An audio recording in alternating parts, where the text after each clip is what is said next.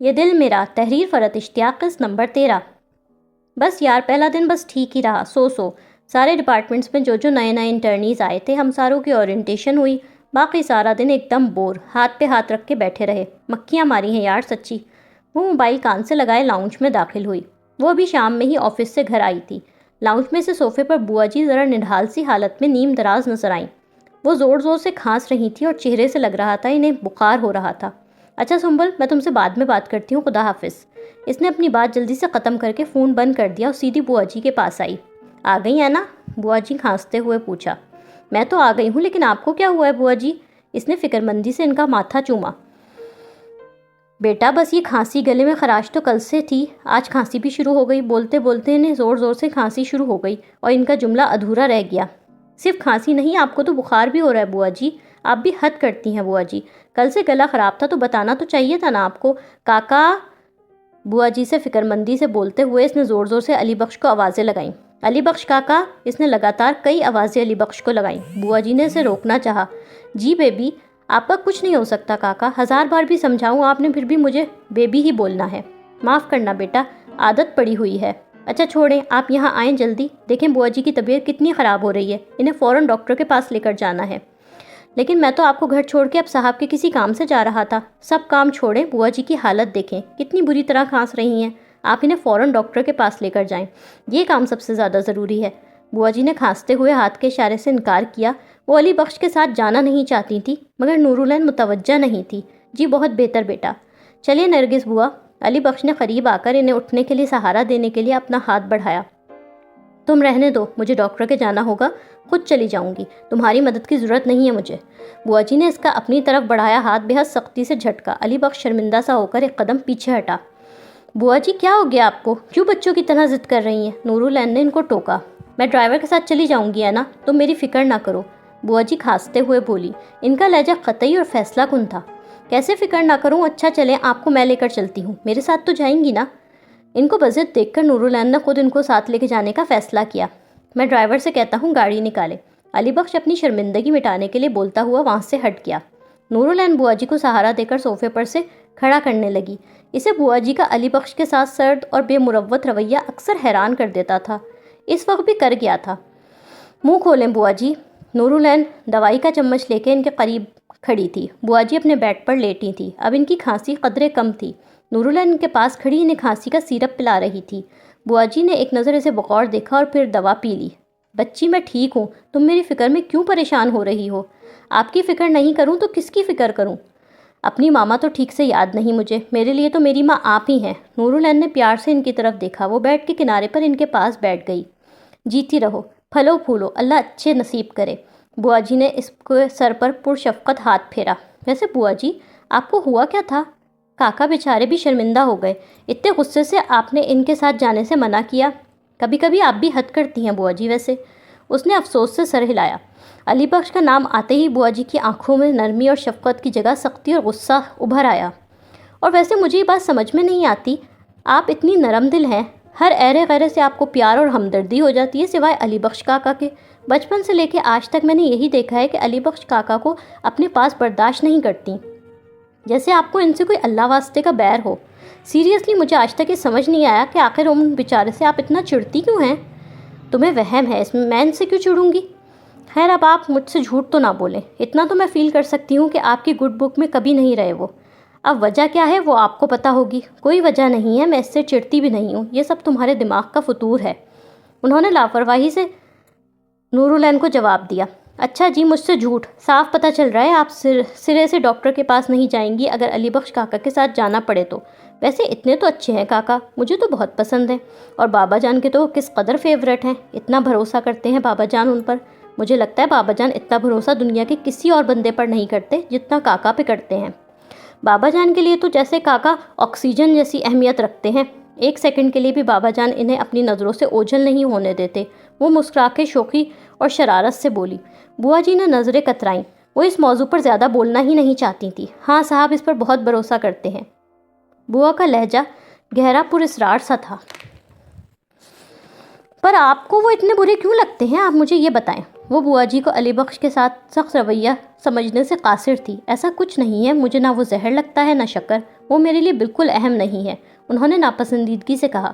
اور کون سی دوا لینی ہے اینا؟ دوا دے دو تاکہ پھر میں تھوڑی دیر سو جاؤں۔ بوا نے سائڈ ٹیبل پر رکھی دواؤں کی طرف اشارہ کر کے پوچھا۔ انہوں نے جان بوجھ کر موضوع بدلا۔ نورالعین انہیں دوا دینے لگی۔ وہ نورالعین کو نہیں بتا سکتی کہ وہ علی بخش کو انتہائی حد تک ناپسند کرتی تھی، بلکہ اس سے نفرت کرتی تھی، اور اس کے پیچھے وہ وجہ تھی، وہ بہت بڑی وجہ تھی، بہت تکلیف دہ تھی، اور اس وجہ کو کتنے سالوں سے سینے میں دفن کیے ہوئے تھیں وہ۔ امان صبح کے وقت ساحل سمندر پر شیرو کے ساتھ جاگنگ کر رہا تھا۔ اس کا موبائل بجا تو وہ بھاگتے بھاگتے رکا۔ اس نے ٹریک سوٹ کی جیکٹ میں سے موبائل نکالا۔ یہ آسیہ کی کال تھی۔ اس نے اپنی سانس کو ہموار کرتے ہوئے کال ریسیو کی۔ ہیلو، کیا بات ہے بھائی؟ آج اتنی صبح صبح مس آسیہ نے مجھے کیسے یاد کر لیا؟ وہ مسکراتے ہوئے بولا۔ ویسے سب خیریت تو ہے نا؟ امان کا انداز دوستانہ اور بے تکلفانہ تھا۔ وہ پیار سے شیرو کے اوپر ہاتھ پھیرنے لگا۔ دوسری طرف آسیہ اپنے کمرے کے پہ بیٹھی ہوئی تھی۔ وہ ابھی تک نائٹ سوٹ میں تھی۔ میں نے اپنی خیریت بتانے یا آپ کی خیریت جاننے کے لیے فون نہیں کیا، میں نے صرف یہ بتانے کے لیے فون کیا ہے کہ آپ نے مجھے بہت مایوس کیا ہے۔ میں بہت ہرٹ ہوئی ہوں امان، وہ ناراضگی بھرے لہجے میں بولی۔ ارے ہوا کیا ہے بھائی؟ ایسی کون سی غلطی ہو گئی، مجھے پتہ تو چلے۔ امان کے انداز میں حیرانگی تھی۔ وہ ساحل سمندر پہ ایک بینچ پر بیٹھ گیا۔ شیرو اس کے آس پاس منڈلانے لگا۔ میں یہ سمجھتی تھی اور بالکل غلط سمجھتی تھی کہ ہم دوست ہیں، لیکن ہم دوست ہیں بھائی، تم اور ثاقب دونوں میرے لیے میرے اچھے دوستوں میں شامل ہوتے ہو۔ بڑا خیال رکھا تھا آپ نے دوستی کا، رہنے دیں، کوئی دوست ووست نہیں سمجھتے آپ مجھے، آسیہ روٹھے لہجے میں بولی۔ پھر ایک لمحے کے توقف کے بعد جذباتی ہو کر بولی، کتنی خواہش تھی میری آپ کے آفس میں انٹرنشپ کرنے کی، میں نے آپ سے بولا بھی تھا ایک دو بار۔ بولتے ہوئے وہ بیڈ پر سے کھڑی ہوئی اور کمرے سے ادھر سے ادھر ٹہلنے لگی۔ اوہ تو یہ بات ہے۔ امان کو اب آسیہ کی ناراضگی کا پس منظر سمجھ میں آ گیا۔ وہ کھل کر مسکرایا۔ میری کلاس کے جو 3 بہترین اسٹوڈنٹس تھے، ان تینوں کو آپ کے آفس میں انٹرنشپ مل گئی۔ وہ اینا ہے نا، انکل فاروق کی بیٹی، آپ شاید اسے نہیں جانتے ہوں گے، اسے بھی آپ کے آفس میں انٹرنشپ مل گئی، اور نہیں ملی تو مجھے، آپ کے سو کالڈ فرینڈ کو۔ بڑی ڈینگیں ماری تھی میں نے اپنی فرینڈس کے سامنے کہ امان میرے فرینڈ ہیں، میری تو یوں چٹکی بجاتے انٹرنشپ لگے گی وہاں۔ آسیہ کے لہجے میں شکوہ نمایاں تھا، اور آخر میں طنزیہ انداز میں بولی۔ نورالعین کے ذکر پر امان زیر لب مسکرایا۔ اب وہ سب مجھ پر ہنس رہی ہوں گی، میں امان، میرے دوست کی راگ لگتی رہتی ہے، اور میرے دوست کی کمپنی نے مجھے گھاس تک نہیں ڈالی، میری اپلیکیشن ردی کی ٹوکری میں ڈال دی گئی، مجھے انٹرویو تک کے لیے کال نہیں آئی۔ وہ افسردگی سے بولی۔ او بابا، تم میری بات تو سنو، خود ہی بولے جا رہی ہو، مجھے وضاحت تو کرنے دو آسیہ۔ امان نے مسکرا کر اسے سمجھانا چاہا۔ مجھے کچھ نہیں سننا، میں آپ سے بہت ناراض ہوں، اور میری ناراضگی کسی وضاحت سے ختم نہیں ہوگی، بائے۔ آسیہ نے غصے سے فون بند کر دیا۔ امان نے فون کان سے ہٹایا۔ وہ بے فکری سے کندھے اچکائے۔ اسے کوئی خاص فکر یا پریشانی نہیں ہوئی تھی کہ آسیہ ناراض ہو گئی ہے۔ وہ بینچ پر سے واپس اٹھا اور دوبارہ اسی پرسکون انداز میں جاگنگ شروع کر دی۔ یار بالکل مزہ نہیں آ رہا، بہت بور ہو رہی ہوں یہاں۔ وہ فون کان سے لگائے ہیرا سے بات کرتے ہوئے آفس کے کوریڈور میں چلتی ہوئی جا رہی تھی۔ دوسری جانب ہیرا میر فاروق کے آفس کے خوبصورت سے کیبن میں بیٹھی تھی۔ وہ سامنے رکھے کمپیوٹر پہ ساتھ ساتھ کام کر رہی تھی۔ کیوں بھائی، تمہارے CEO صاحب کہاں ہیں؟ ہیرا نے مسکرا کے پوچھا۔ پتہ نہیں، ان 10 دنوں میں نے ان کو مشکل سے 2-3 مرتبہ ہی دیکھا ہے، وہ بھی بہت دور سے، سلام دعا بھی نہیں ہوئی۔ نورالعین نے منہ بگاڑا۔ بڑا افسوس ہوا، حالانکہ اصولاً تو CEO کو ایک نئی انٹرنشپ کو بنفس نفیس خود آ کر ویلکم کرنا چاہیے تھا، خود آ کے اس کے سلام دعا کرنی چاہیے تھی اور کہنا چاہیے تھا، مس نورالعین آپ نے میرے آفس میں آ کر ہمیں عزت بخشی، آپ کا بہت شکریہ۔ ہیرا مزہ لینے والے انداز میں ہنسی۔ اس کی بات پر نورالعین جھیپ گئی۔ بکو مت، اور ویسے میری بوریت کی وجہ یہ نہیں ہے یار، یہاں انٹرنیز کا کوئی سیریس ہی نہیں لیتا، سب اپنے اپنے کاموں میں لگے رہتے ہیں، آپ یا تو مکھیاں مارتے رہو یا آپ کو ایسے فضول اور اسٹوپڈ کام کرنے کو دیے جاتے ہیں۔ وہ چڑچڑے انداز میں تفصیل بتانے لگی۔ کل مجھے یہ اتنے سارے پیپرز دے دیے، انہیں پنچ کر کے فائل میں لگائیں، پرسوں پتہ نہیں کس چیز کی رسیدیں پکڑا دیں، ان پر ٹھپے لگائیں، یہ کوئی کام ہے انجینئرز کے کرنے والے؟ ان میں کون سی لرننگ ہے؟ وہ غصے سے بولی۔ مین مسئلہ یہ ہے محترمہ کہ آپ نے جس وجہ سے وہاں انٹرنشپ پکڑی، اس میں آپ کو کامیابی نہیں ہو رہی، غلط نیت سے کام کرو گی تو یہی ہوگا، اب بھگتو۔ ہیرا ہنس کر بولی۔ سامنے لفٹ تھی، مگر اس کے بجائے نورالعین سیڑھیاں چڑھ کر کوریڈور میں چلتی دوسرے کوریڈور میں مڑی۔ ہمیں تو بھائی بڑا مزہ آ رہا ہے انکل کے آفس میں، سنبل اور آصر تو ہر وقت تمہیں دعائیں دیتے رہتے ہیں کہ تم نے ہم تینوں کو انکل کے آفس میں انٹرنشپ لگوا دی۔ سیٹ کی پشت سے ٹیک لگا کر شان سے بیٹھے ہیرا نے مزے سے کہا۔ نورالعین مسکرائی۔ VIP سلوک ہوتا ہے یہاں ہمارے ساتھ۔ پہلے دن تو انکل فاروق نے لنچ بھی ہم تینوں کو ساتھ اپنے آفس میں کروایا. جس مینیجر کے انڈر ہم تینوں کام کر رہے ہیں ان کو بلا کر انکل نے انہیں خاص طور پر بولا کہ ہم ان کی بیٹی نورالعین کے فرینڈس ہیں، لہٰذا ہمارا بہت خیال رکھا جائے. ہمیں روزانہ ایسا زبردست لنچ بھی آفس کی طرف سے مل رہا ہے. انکل کی خاص ہدایات پر سنبل اور یاسر ابھی بھی کافی پینے کے لیے گئے ہوئے ہیں. مزے ہو رہے ہیں بھائی. ہیرا کا انداز دل جلانے والا تھا اور اس کی باتوں پر نورالعین کا دل جلا بھی، مگر بظاہر لاپرواہی سے بولی، چلو تم تینوں میرے صدقے میں مزے کر لو. جیسے ہیرا کی باتوں سے اسے کوئی فرق نہیں پڑ رہا تھا. اور تم اپنے کرش کی طرف سے اگنور ہو کر بور ہو کر مرو. جب انسان ناشکرا پن کرتا ہے نا تو اس کے ساتھ ایسا ہی ہوتا ہے. اچھا بھلا تمہارے ابا کا آفس، ان کی کمپنی میں جانے کے بجائے کہیں اور جا کر کام کرو تو برداشت کرو یہ سب سلوک. ہیرا کا انداز چڑھانے والا تھا. نورالعین کوریڈور میں تھی. اسی وقت سامنے لفٹ کا ڈور کھلا. اس میں سے امان اور مینیجر شعیب باہر نکلے. مینیجر کے ساتھ ایک بھاری بھرکم فائل بھی تھی. وہ دونوں بات کرتے ہوئے لفٹ سے نکلے. اچھا ہیرا، میں بعد میں بات کرتی ہوں. آئی گونا رن بائے. امان کو دیکھتے ہی نورالعین نے فوراً کال بند کر دی. امان اور مینیجر اسی طرف آ رہے تھے. السلام علیکم سر. نورالعین نے سنجیدگی سے سلام کیا، مگر آنکھوں میں چھلکی چمک اور خوشی تھی. وہ امان کے آمنا سامنا اور ملاقات ہو جانے پر بہت ایکسائٹڈ تھی. وعلیکم السلام. امان کا انداز سنجیدہ اور سپاٹ سا تھا. کوئی خاص توجہ دیے بغیر اس نے نورالعین کے سلام کا جواب دیا. سر یہ مس نورالعین ہے، نیو انٹرن میرے انڈر کام کر رہی ہیں. شعیب اس کا تعارف کروانے لگا. اس تعارف پر امان نے قدرے مغرورانہ انداز میں محض گردن کو خم دے کر ہلایا. امان کے اس انداز پر وہ دل ہی دل میں مایوس ہوئی. آئی ہوپ آپ کو یہاں سیکھنے کو بہت کچھ مل رہا ہوگا. اس نے سرسری نظروں سے اس کی طرف دیکھا. جی سر. اس نے سنجیدگی سے جواب دیا. شعیب صاحب آپ یہ فائل مس نورالعین کو دے دیں، یہ ان کی کاپیز کر کے لے آئیں گی. آپ میرے ساتھ چلیں، آپ کے ساتھ مجھے کچھ اہم ڈسکشن کرنی ہے. قدرے مصروف سے انداز میں کہتے اس نے آگے قدم بڑھا دیے. جی سر. مینیجر نے سر ہلاتے ہوئے فائل نورالعین کو پکڑائی. مس نورالعین آپ یہ پکڑیں، اس کی 2 کاپیز کر کے جلدی لے آئیں. سر ان سارے پیپرز کی؟ اس نے پریشانی سے ہاتھ میں پکڑی فائل کو دیکھ کر پوچھا. جی سارے پیجز کی. لیکن یہ تو اتنے سارے پیجز ہیں سر، میں ان کی. اس نے بولنا چاہا مگر شعیب نے عجلت میں اس کی بات کاٹی. کاپیز کر کے جلدی سے لے کر آئیں مس نورالعین. حکمیہ انداز میں سے کہتا وہ آگے بڑھ گیا. وہ پیچھے حواس باختہ بھاری بھرکم فائل پکڑے کھڑی تھی.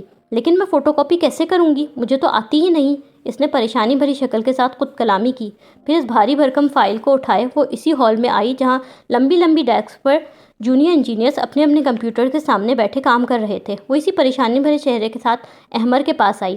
احمر اپنے سامنے کمپیوٹر پر انتہائی مصروفیت بھرے انداز میں 2D ڈرائنگ پر ڈیزائننگ پر کچھ کام کر رہا تھا. احمر مجھے سر نے یہ فائل فوٹو کاپی کر کے لانے کو کہا ہے. وہ سامنے والے روپ میں چلی جاؤ نورالعین، فوٹو کاپیئر وہاں پر موجود ہے. کمپیوٹرز پر سے نظریں ہٹائے کام کرتے کرتے اس نے جواب دیا. وہ تو ہے پر میں فوٹو کاپی کیسے کروں؟ مجھے نہیں آتی، پلیز ہیلپ می. اس نے بمشکل دونوں ہاتھوں میں وہ وزنی فائل پکڑ رکھی تھی. میں تمہاری مدد ضرور کر دیتا نورالعین، پر ابھی سر نے مجھے یہ بہت مشکل کام دے رکھا ہے. مجھے یہ لنچ ٹائم سے پہلے مکمل کرنا ہے. تم پلیز کسی آفس اسسٹنٹ سے مدد لے لو. ابھی میں تمہاری مدد نہیں کر سکوں گا. I am sorry. اس نے افسوس کے ساتھ انکار کیا. وہاں 2 آفس اسسٹنٹ موجود تھے. ان میں سے ایک میز پر بیٹھا کام کر رہا تھا اور وہ بھی کسی چیز کا تیزی سے پرنٹ آؤٹ نکال رہا تھا. آفس روم میں 3 فوٹو کاپیئرز رکھے تھے. دوسرا آفس اسسٹنٹ دوسرے فوٹو کاپیئر پر فوٹو کاپیز نکالنے کا کام کر رہا تھا. وہ چونکہ یہ کام زندگی میں پہلی بار کر رہی تھی اس لیے کافی بوکھلائی ہوئی تھی. جہاں پیپر اٹکتا یا رکتا یا کوئی اور مسئلہ ہوتا وہ آفس اسسٹنٹ سے مدد لیتی. ایک لمحے کے بعد اس کے موبائل پر شعیب کی کال آنے لگی. اس نے فوٹو کاپیئر میں پیجز لگاتے لگاتے کال ریسیو کی. ہیلو جی سر. مس نورالعین اتنے سے کام میں اتنی دیر لگا دی آپ نے؟ 15 منٹ پہلے آپ سے کاپیز لانے کو کہا تھا. شعیب کے لہجے میں سختی تھی. وہ اس وقت امان کے آفس میں اس کے سامنے بیٹھا تھا. امان سنجیدگی سے اپنے لیپ ٹاپ پر کچھ کام کر رہا تھا. یوں لگ رہا تھا جیسے اس گفتگو سے اس کا کوئی تعلق نہیں. یس سر میں ابھی لا رہی ہوں، 2 منٹ اور پلیز.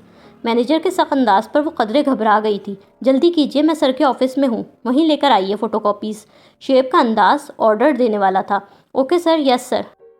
اس نے پریشانی سے فون بند کیا اور فون فوٹو کاپیئر کے آس پاس ہی عجلت میں ڈال کر تیز رفتاری سے فوٹو کاپیز نکالنے لگی. وہ امان کے سامنے خود کو نکما اور ڈفر ثابت ہوتے نہیں دیکھنا چاہتی تھی، اس لیے بوکھرا رہی تھی اور پریشان بھی ہو رہی تھی. اس سے سب کام اچھا اور ٹھیک ہو جائے. کچھ دیر بعد وہ دونوں ہاتھوں میں فوٹو کاپیز کے 2 سیٹس اور اوریجنل فائل کا بھاری بھرکم بلندہ اٹھائے اس کے آفس میں آئی. امان اپنی شاندار کرسی پر بیٹھا تھا. اس کے سامنے شعیب بیٹھا تھا. وہ سنجیدگی سے اپنے لیپ ٹاپ پر آئل ریفائنری میں پمپ کی آٹو کیٹ ڈرائنگ کھول کر کام کر رہا تھا. سر. دروازے میں ہی رک کر اس نے اندر آنے کی اجازت مانگی. آئی مس نورالعین، امان نے سنجیدگی سے اندر آنے کی اجازت دی۔ سر یہ کاپیز، چونکہ وہ بھاری بلندہ اٹھائے سیڑھیوں پر سے بھاگتی ہوئی اوپر آئی تھی، اس لیے قدرے ہانپتی ہوئی اندر آئی۔ امان نے ایک نظر اسے بغور دیکھا۔ Thank you. ایک لمحے کے توقف کے بعد وہ بولا، لیکن اتنے سے کام میں اتنا ٹائم لگا دیا آپ نے؟ اس کا انداز سنجیدہ مگر جتاتا ہوا تھا۔ اس نے فوٹو کاپیز کرنے کا یہ کام زندگی میں پہلی بار کیا تھا۔ وہ کوئی تعریفی جملہ یا مسکراتا ہوا تھینکس یو سننا کی امید کر کے آئی تھی، اس لیے اس کا منہ بن گیا تھا۔ اس کا غصہ اور ناراضگی اس کی آنکھوں سے ظاہر تھا۔ امان نے ایک نظر اس کو بغور دیکھا۔ اوکے، آپ جا سکتی ہیں۔ شعیب کے کہنے پر وہ اسی طرح منہ بنائے جانے کے لیے پلٹی، مگر فوٹو کاپی کے ایک سیٹ کو بہت سنجیدگی سے غور سے دیکھتے ہوئے امان نے اسے روکا۔ ایکسکیوز می مس نورالعین۔ جی، اس نے رک کر پوچھا۔ جاتے ہوئے مس شائستہ سے کہیے گا ہمارے لیے کافی بھجوا دیں۔ امان نے بغیر سر اوپر کیے اس سے یہ بات کہی۔ بینچ نمبر 5 اور 6 دیکھیے شعیب، اسے ذرا اچھی طرح دیکھیں۔ امان اسے نظر انداز کیے شعیب سے دفتری بات کرنے لگا۔ نورالعین نے خار کھاتی نگاہوں سے اس کو گھور کے دیکھا۔ وہ امان کے آفس سے جلی بھنی باہر نکلی۔ اتنے سے کام میں اتنا ٹائم لگا دیا ہوں؟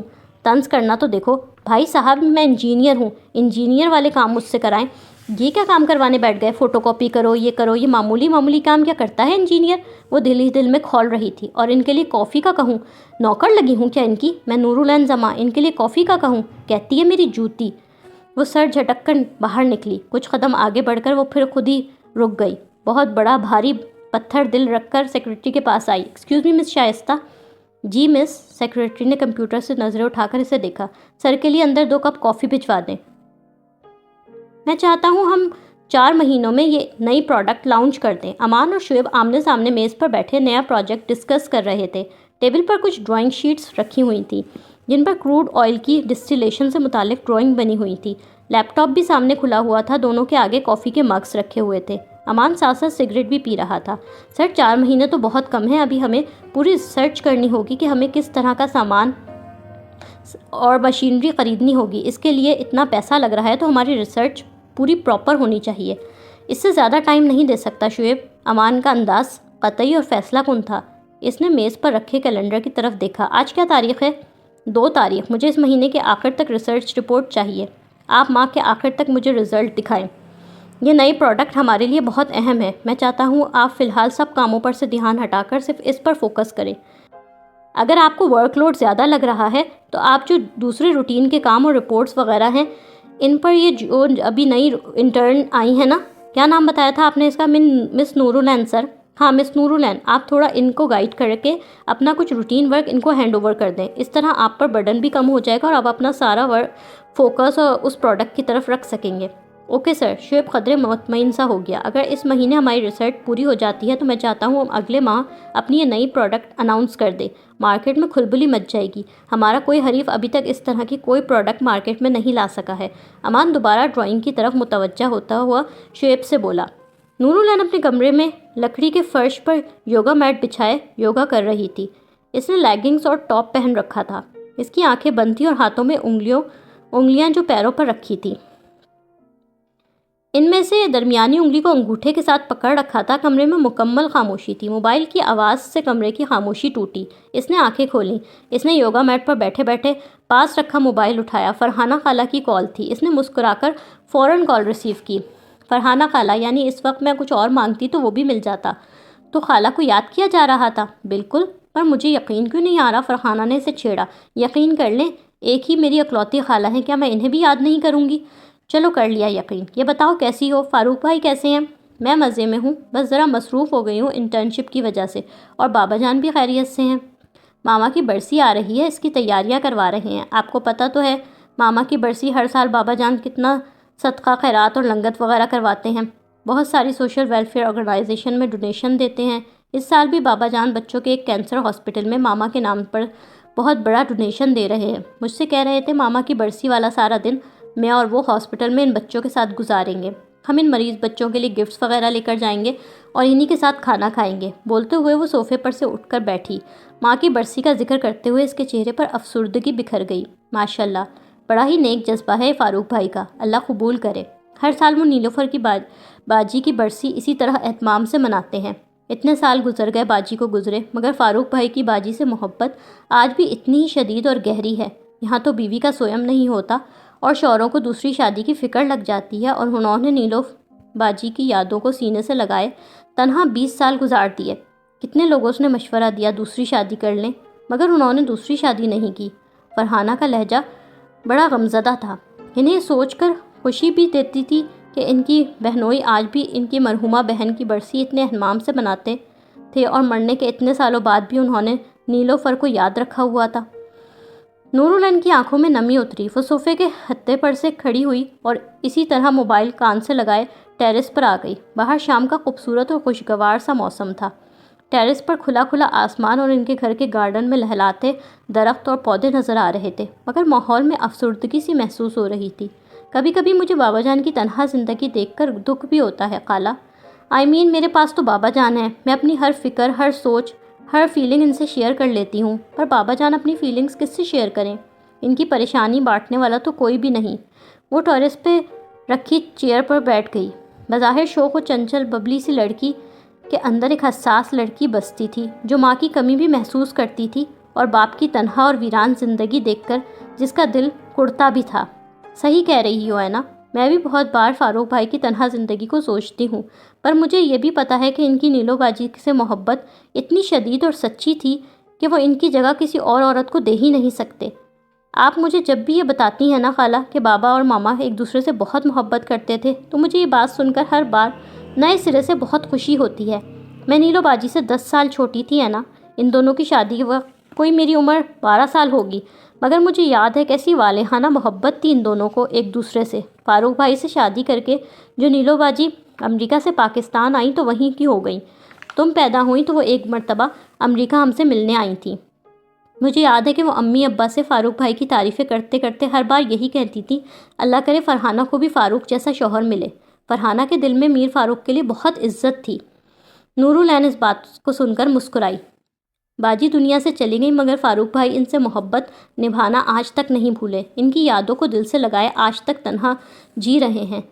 نیلو باجی واقعی بہت خوش قسمت تھیں جو انہیں ایسا چاہنے والا اور وفا پرست شوہر ملا تھا۔ بولتے ہوئے فرحانہ کا لہجہ بھر آیا۔ مجھے بابا جان کی تنہائی کو دیکھ کے دکھ ہوتا ہے خالہ، لیکن سچ بولوں تو کبھی کبھی یہ سوچ کر بہت خوشی ہوتی ہے کہ انہوں نے میری ماں کی جگہ آج تک کسی دوسری عورت کو نہیں دی۔ مجھے یہ سوچ کر بہت اچھا لگتا ہے، فخر کا احساس ہوتا ہے کہ بابا جان کے دل میں ان کی زندگی میں 20 سالوں بعد آج بھی صرف میری ماما ہیں۔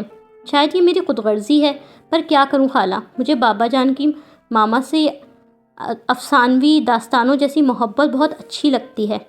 شاید ہر بچے کو یہ جاننا اور سننا اچھا لگتا ہے کہ ان کے باپ نے جس ایک عورت کو چاہا وہ ان کی ماں ہے۔ وہ نم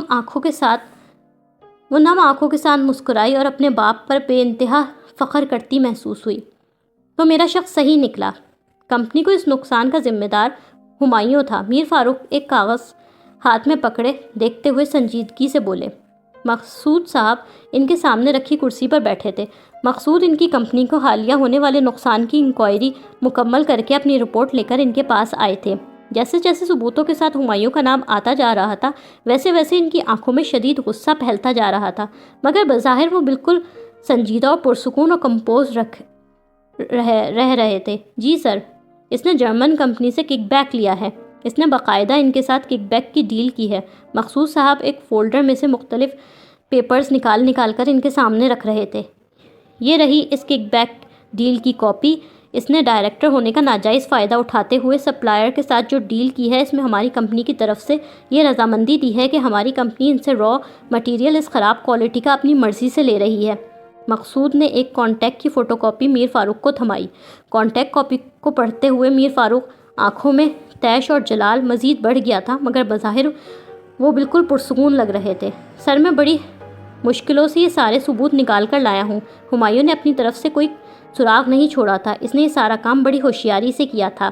اس نے کک بیک فورن کرنسی میں لیا، وہ پیسہ پاکستان لے کر آیا ہی نہیں، ڈائریکٹ ہمایوں کے سوئس اکاؤنٹ میں چلا گیا۔ مقصود نے ایک اور پرنٹ شدہ کاغذ اس کے سامنے رکھا تو میر فاروق اسے دیکھنے لگے۔ انہوں نے مزید کچھ کاغذات فولڈر میں سے نکالے۔ سر، یہ اس اکاؤنٹ کا بینک اسٹیٹمنٹ ہے، میں نے بڑی مشکلوں سے اپنی کافی تعلقات استعمال کر کے اسٹیٹمنٹ حاصل کیا ہے۔ انہوں نے ہمایوں کے فورن اکاؤنٹ کے بینک اسٹیٹمنٹ کی ایک کاپی میر فاروق کو پکڑائی۔ میر فاروق نے چشمہ لگا کے اس پر درج فگرز پڑھے۔ 20 کروڑ، کمپنی کو 50 کروڑ کا نقصان دے کر اس نے 20 کروڑ اپنے سوئس اکاؤنٹ میں ڈال دیے۔ Very clever. ہمایوں نے جس طرح چالاکی اور مکاری سے اپنا کام کیا، میر فاروق نے اسے سراہا۔ مقصود صاحب حیران ہوئے۔ سر، ہمایوں نے اپنی ہی کمپنی کو اتنا بڑا دھوکہ اور نقصان دیا ہے، جہاں کا نمک کھاتا ہے وہیں سے غداری اور دھوکہ کیا ہے، کمپنی کی پیٹھ میں چھرا گھونپا ہے سر اس نے۔ سر، اب ہم ہمایوں کے خلاف کیا ایکشن لیں گے؟ ان کے لہجے میں غصہ نمایاں تھا۔ میر فاروق بینک اسٹیٹمنٹ دیکھ رہے تھے۔ جرمن سپلائر کے خلاف تو ہماری لیگل پوزیشن بہت کمزور ہے، وہاں انہیں ان ریٹن کمپنی کی طرف سے رضامندی دے کر آیا ہے، لہٰذا ان کے خلاف ہم کوئی ایکشن نہیں لے سکتے۔ لیکن سر، ہمایوں کے خلاف ہمیں مقصود صاحب کی بات مکمل بھی نہ ہو سکی۔ مقصود، ہم فی الحال کسی کے خلاف کوئی ایکشن نہیں لیں گے۔ سر، ہمایوں نے ہماری کمپنی کو اتنا بڑا نقصان دیا ہے۔ مقصود صاحب نے اس حکم کو حیرانگی سے سنا۔ میں نے کہا نا مقصود، ہم کوئی لیگل ایکشن نہیں لے رہے۔ تمہاری یہ جو فائنڈنگز ہیں یا یہ جو رپورٹ تم نے ابھی مجھے دکھائی ہے، اسے کہیں پر بھی ظاہر نہیں کرو گے۔ یہ سارا معاملہ صرف میرے اور تمہارے درمیان رہے گا مقصود۔ اوکے سر، جیسی آپ کی مرضی۔ ان کے حکم پر مقصود صاحب بحالت مجبوری چپ ہو گئے، مگر وہ دل سے ان کی اس بات سے بالکل اختلاف کر رہے تھے۔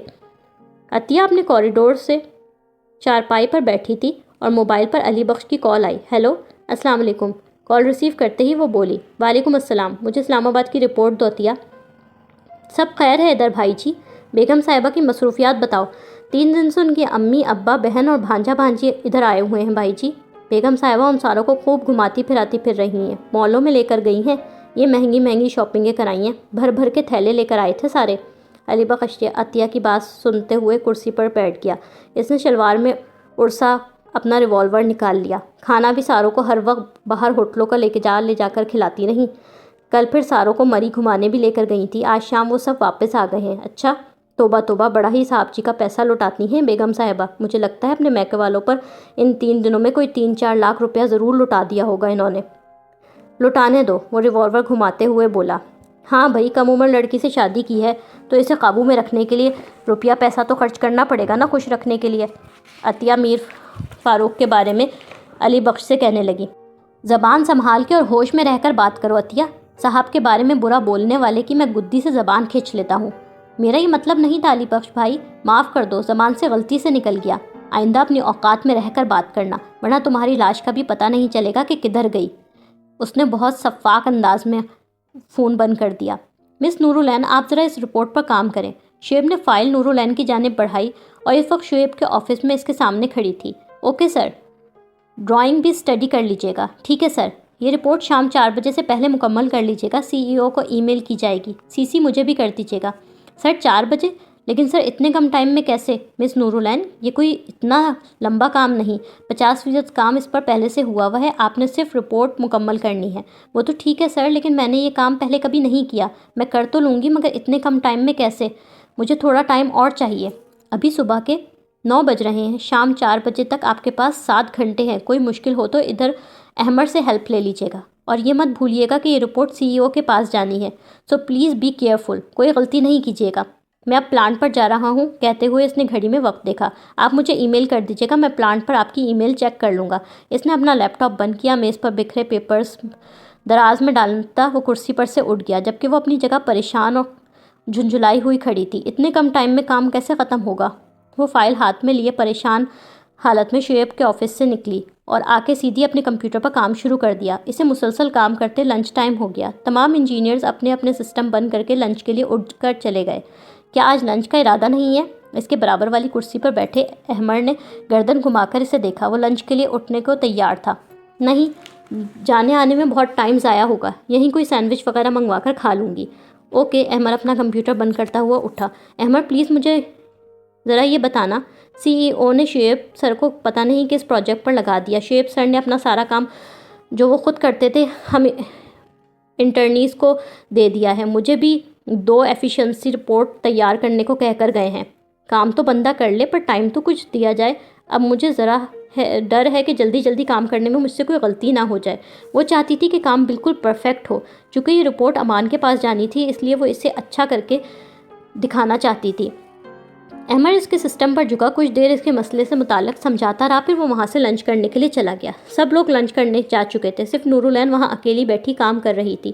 اس کے پاس ایک چائے کا کپ اور بسکٹ کا ایک پیکٹ رکھا تھا، وہ اسے کھاتے کھاتے مسلسل کام کر رہی تھی، یہاں تک کہ گھڑی نے 4 بجا دیے۔ اس نے جلدی سے فائل کو مکمل کیا اور اپنی رپورٹ کو CEO کو میل کر دیا۔ میل بھیجنے کے بعد اس نے چہرے پر مسکراہٹ اور سکون آیا۔ یہ مسکراہٹ بتا رہی ہے کہ اسائنمنٹ ڈن ہے۔ اس کے برابر میں اپنے سسٹم پر بیٹھے احمد نے اس کی طرف دیکھ کر پوچھا، یس، جو ٹائم مجھے دیا گیا تھا میں نے اسی پر کام مکمل کر لیا۔ صبح سے ایک ہی جگہ بیٹھے بیٹھے میں تو فریز ہو گئی ہوں۔ ذرا ایک راؤنڈ لگا کر آتی ہوں کیفیٹیریا کا۔ کیفیٹیریا میں اپنی طرح کے کچھ انٹرن اور جونیئر انجینئر لڑکیوں کے ساتھ وہ کافی دیر بیٹھی رہی۔ سب ہنسی مذاق باتیں کر رہے تھے۔ جب اس نے کلائی پر بندھی گھڑی میں وقت دیکھا، چلو بھائی گرلز، اٹس چھٹی ٹائم۔ اس کے انداز میں گھر جانے کی بچوں جیسی خوشی تھی۔ ابھی وہ مسکرا کے بولی ہی تھی کہ موبائل پر شعیب کی کال آنے لگی۔ ہیلو جی سر، مس نورالعین، ایک معمولی سے روٹین ورک آپ کو دیا تھا، وہ بھی آپ سے صحیح نہیں ہوا۔ سر کی ابھی میرے پاس کال آئی تھی، وہ بہت ناراض ہو رہے تھے۔ لیکن سر میں نے تو بہت محنت سے رپورٹ بنائی ہے، اس میں کوئی غلطی کیسے ہو سکتی ہے؟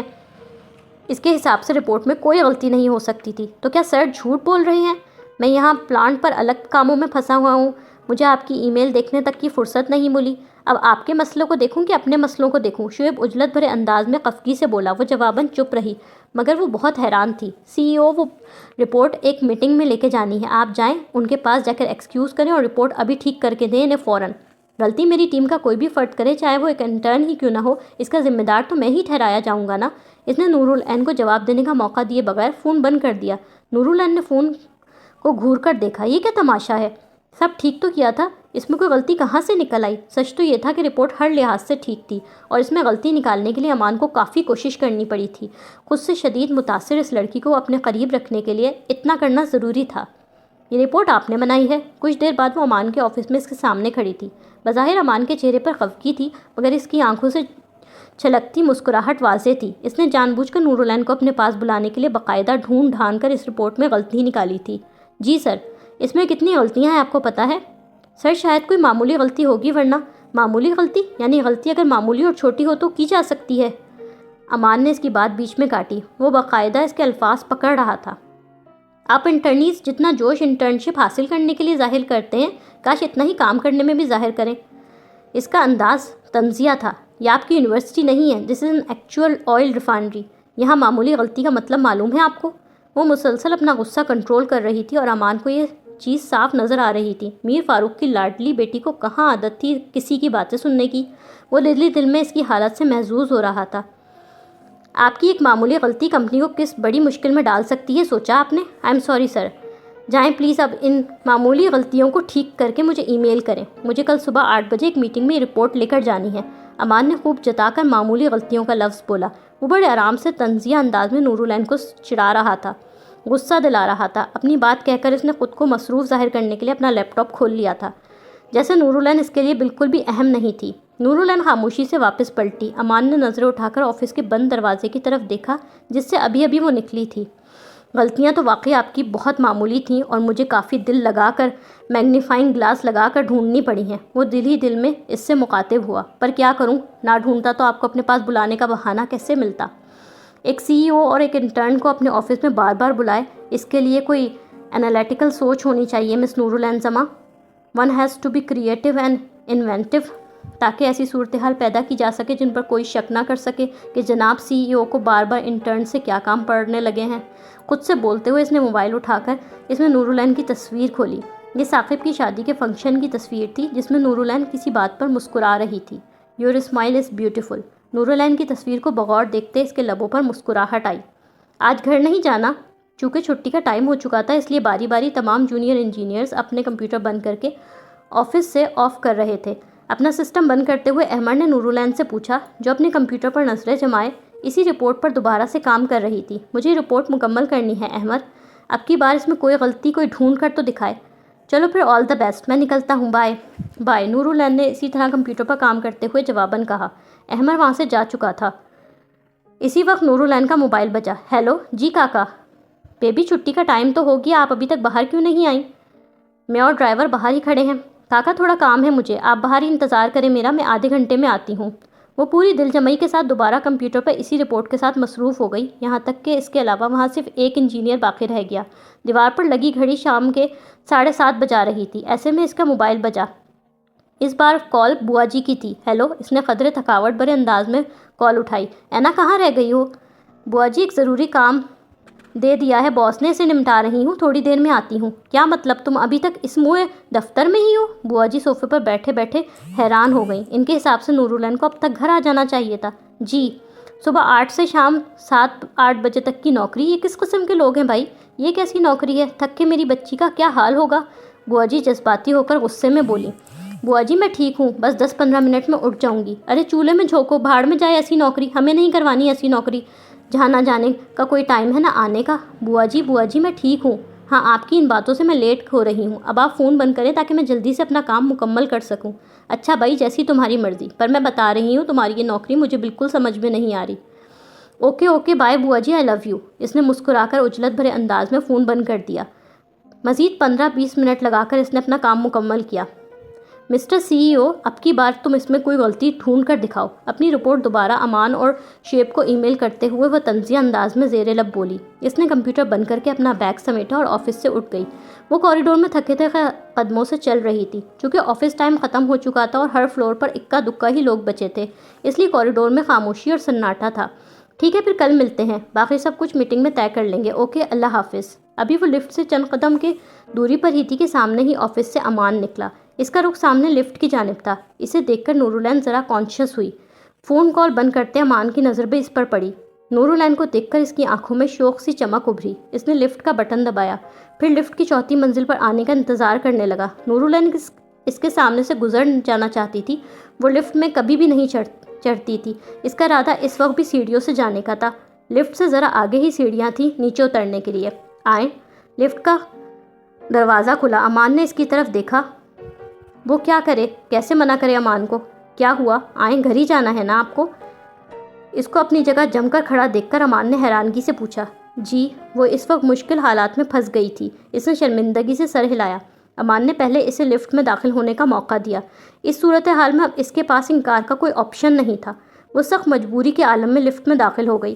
اس کے لفٹ میں داخل ہونے کے بعد امان لفٹ میں داخل ہو کر گراؤنڈ فلور کا بٹن دبا دیا۔ اس کی نظریں فی الحال نورالعین پر نہیں تھیں۔ نورالعین نے لفٹ کا دروازہ آہستہ آہستہ بند ہوتے دیکھا۔ اس کے چہرے پر گھبراہٹ اور بے چینی نمودار ہونے لگی۔ اس کی آنکھوں میں خوف ابھرنے لگا۔ آپ کے والد صاحب کیسے ہیں؟ اپنا موبائل جیب میں رکھتے امان نے اس سے پوچھا۔ وہ جواب میں کچھ نہیں بول پائی۔ اس کو لفٹ ہر طرف سے تنگ محسوس ہو رہی تھی۔ ایسا لگ رہا تھا جیسے اس کا دم گھٹ رہا ہے۔ اس کو سانس لینے میں دشواری ہونے لگی۔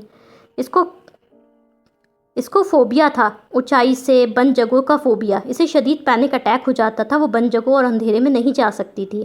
اس کی جانب سے کوئی جواب نہ پا کر امان نے پلٹ کر اس کو دیکھا۔ وہ اسے سخت خوفزدہ نظر آئی۔ اس کی آنکھیں خوف سے پھٹی پھٹی سی تھیں اور وہ کھینچ کھینچ کر گہری سانس لے رہی تھی جیسے اس کا دم گھٹ رہا ہو۔ نورالعین، آپ ٹھیک ہیں؟ امان نے حیرانگی سے پوچھا۔ کیا ہوا، آپ کی طبیعت ٹھیک ہے؟ امان نے دوبارہ فکر مندی سے پوچھا، لیکن اس نے کوئی جواب نہیں دیا۔ پلیز دروازہ کھولیں، مجھے باہر نکالیں، مجھے یہاں سے باہر، وہ شدید خوف کے عالم میں اٹک اٹک کر بولی۔ امان اس کی یہ حالت دیکھ کر بوکھلا گیا۔ اس نے جلدی میں اگلے آنے والے فلور کا بٹن دھڑا دھڑ کئی بار پریس کیا۔ اوکے ریلیکس پلیز، سب ٹھیک ہے، امان نے نرم انداز میں اسے حوصلہ دیا۔ اس نے مضبوطی سے امان کا ہاتھ پکڑ رکھا تھا۔ اسی لمحے لفٹ اگلے فلور پر آ کر رک گئی تھی۔ لفٹ کا دروازہ کھلا۔ آئیے۔ نورالعین اسی طرح اس کا ہاتھ مضبوطی سے تھامے لفٹ سے بہت تیزی سے باہر نکلی۔ یہ بالکل سنسان کوریڈور تھا۔ باہر نکل کر اس نے از خود امان کا ہاتھ چھوڑ دیا، لیکن وہ ابھی بھی نارمل نہیں ہوئی تھی۔ وہ لفٹ کے ساتھ موجود دیوار سے ٹیک لگائے کھڑی ہو گئی تھی۔ اس کی آنکھیں بند تھیں۔ وہ بہت گہری سانسیں لے رہی تھی۔ امان اسے فکر اور تشویش سے دیکھ رہا تھا۔ نورالعین پلیز ریلیکس، آپ کی طبیعت کیسی ہے؟ آپ وہاں آفس میں چل کر بیٹھے، میں آپ کے لیے پانی منگواتا ہوں۔ وہ سامنے ایک آفس روم کی طرف اشارہ کر کے اس سے بولا۔ نہیں، نورالعین اب قدرے نارمل ہو چکی تھی۔ وہ بے اختیار امان سے چند قدم دور ہٹی۔ نو تھینکس۔ وہ دیوار سے ٹیک لگا کر سیدھی ہو کر کھڑی ہو گئی۔ لیکن آپ کی طبیعت ابھی بھی مجھے ٹھیک نہیں لگ رہی نورالعین۔ امان اس کے لیے فکر مند تھا۔ لفٹ سے نکلتے ہی نورالعین کا خوف اور گھٹن ختم ہو گئی تھی۔ وہ اب ٹھیک تھی، لیکن وہ امان کے سامنے اپنے اس طرح ڈرنے اور کمزور پڑنے پر شرمندگی محسوس کر رہی تھی۔ میں ٹھیک ہوں، تھینک یو۔ اس نے امان کی طرف دیکھنے سے گریز کیا۔ آپ گھر جا رہی ہیں نا؟ آپ کا ڈرائیور ہے باہر؟ امان نے اس کے چہرے کو فکر مندی سے دیکھا۔ جی ہے، وہ جواباً اس کی طرف دیکھے بغیر مختصر بولی۔ وہ شدید قسم کی شرمندگی میں مبتلا تھی۔ یہ کیا ہو گیا تھا؟ یہ نہیں ہونا چاہیے تھا۔ چلے میں پھر آپ کو باہر تک چھوڑ دوں؟ اٹس اوکے، میں ٹھیک ہوں، میں چلی جاؤں گی، آپ کا شکریہ۔ نورالعین کے لیے وہاں رکنا محال تھا۔ امان کو مزید کچھ بھی کہے بغیر، موقع دیے بغیر وہ تیزی سے سیڑھیوں کی طرف بڑھ گئی۔ امان نے اسے روکنا چاہا، مگر پھر کچھ سوچ کر اس نے ارادہ ترک کر دیا۔ نورالعین سیڑھیاں اتر رہی تھی۔ امان کچھ دیر وہیں اسی طرح قدرے فکرمند اور الجھے بھرے انداز میں کھڑا رہا۔ پھر کچھ سوچ کر وہ سیڑھیوں کی طرف بڑھا۔ اس نے اوپر سے دیکھا نورالعین فرسٹ فلور اور گراؤنڈ فلور کی درمیانی سیڑھیوں پر کھڑی بے آواز رو رہی تھی۔ وہ امان کے دیکھنے سے لات علم تھی۔ وہ بہت دل شکستہ تھی۔ امان کے سامنے اپنی نفسیاتی کمزوری ظاہر ہو جانے پر وہ بہت دکھی تھی۔ آنسو زاروں قطار اس کے گالوں پر بہہ رہے تھے۔ وہ مسلسل سامنے آمنے دیکھتی جا رہی تھی کہ کوئی اسے دیکھے نہ اور کہیں کوئی اسے روتا نہ دیکھ لے، اس لیے جلدی جلدی آنسو بھی رگڑ رگڑ کر صاف کرتی جا رہی تھی۔ امان اسے یوں روتا دیکھ کر بہت اپسیٹ ہوا۔ وہ اس کے پاس جانا چاہتا تھا، اسے چپ کرانا چاہتا تھا۔ اس نے نورالعین کے پاس جانے کے لیے قدم سیڑھیوں کی جانب بڑھائے، مگر پھر وہ خود ہی رک گیا۔ وہ نورالعین کو ان کمزور لمحوں میں جا کر شرمندہ نہیں کروانا چاہتا تھا۔ وہ گمسم سا اپنی جگہ کھڑا رہا۔ کچھ دیر اسی طرح رونے کے بعد نورالعین نے اپنے آنسوؤں کو دونوں ہاتھوں سے گالوں پر سے صاف کیا، پھر گہری سانس لے کر خود کو پرسکون اور نارمل کیا۔ پھر گراؤنڈ فلور پر جانے کے لیے سیڑھیاں نیچے اترنے لگی۔ جب تک وہ اس کی نظروں سے اوجھل نہیں ہو گئی، امان اسے دیکھتا رہا۔ لائک، کامنٹس، شیئر کریں اور تازہ ترین اپڈیٹس کے لیے سبسکرائب کریں۔